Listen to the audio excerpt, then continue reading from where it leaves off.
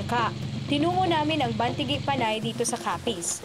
Halos 1 oras ang tinagal ng aming biyahe. Nakilala namin sina John Paul at Baby Jean. Nagsusumikap silang mag-aral sa kabila ng kahirapan sa buhay.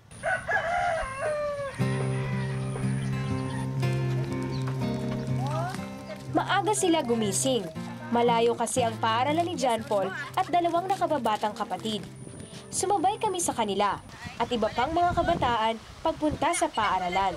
Ano kalayo inyo nga ginalakad pakadto sa eskwelahan? Tatlo ko po nga malibot ka pa. Ano ka mo oras diri gahalin? Alas 6:30. Kung malakad na kami, makaabot kami itong alas 7:30.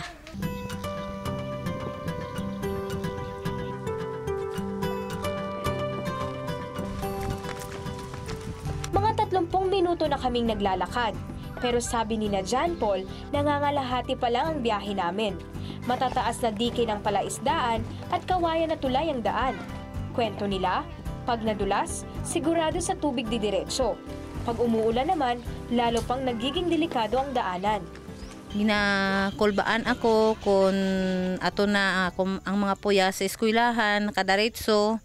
Gan kung antes naman magpuli sa hapon, nakulbaan naman ako kay kakalom-galom, basi abutan ulan, nga basi ano sila dira sa alagyan. Pero kwento ni John Paul, baliwala ang pagod araw-araw dahil sa mga panibagong kalamang natutunan niya sa eskwelahan. Pursigido mang mag-aral, naapektuhan ng pagod ang pag-aaral ni John Paul. Kapoy, masakit ang baga. Kay pakadto pa rin gutos. Kung kisa na lutoy man kami, pakadto pa rin. Hay kung nalutoy ka, naubra mo pa yung mga assignments? Wala na. Naaawa man sa mga anak, tinitiis na lamang ito ng mga magulang ni John Paul. Kung ikaw dabi hatagan sa kahigayunan nga makaeskwela ang bata mo sa malapit kag manaming eskwelahan, gusto mo man balaayhan nga makaeskwela ang bata mo? O kay para ning may bus damlag man sa nga kuanan sa mayad nga eskwelahan. Hay kay wala ako sing ikasara nga papa-eskwela dito. Iba naman ang kwento ng kabarangay ni John Paul na si Baby Jean. Bunso siya sa 8 magkakapatid na pinapaaral ng kanyang mga magulang sa bayan ng Pontevedra. Kahit hirap, todo rin ang suporta ng mga magulang ni Baby Jean. Umupa sila ng boarding house malapit sa paaralan para kay Baby Jean. Mas mabuti raw ito kesa sa araw-araw na maglakad ng malayo papunta sa pampublikong paaralan sa kanilang lugar. Dahil ilang hakbang lang ay nasa paaralan na, mas naging aktibo si Baby Jean sa mga gawaing pang-eskwela. Nagagawa niya ng maayos ang mga takdang aralin at mga proyekto. Nakakapag-review pa raw siya sa kanyang mga napag-aralan. Kasi yung pag-aaral namin masyadong mahigpit, tapos marami kang matutunan na lesson.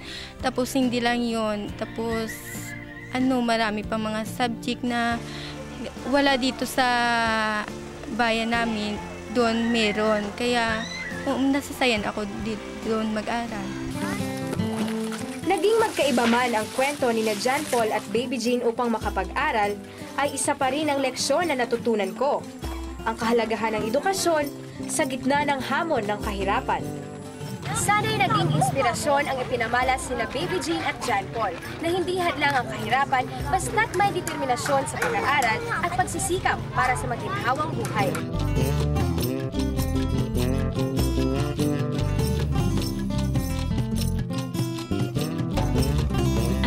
News Stories for PopDev ay hatid sa inyo ng Philippine Center for Population and Development.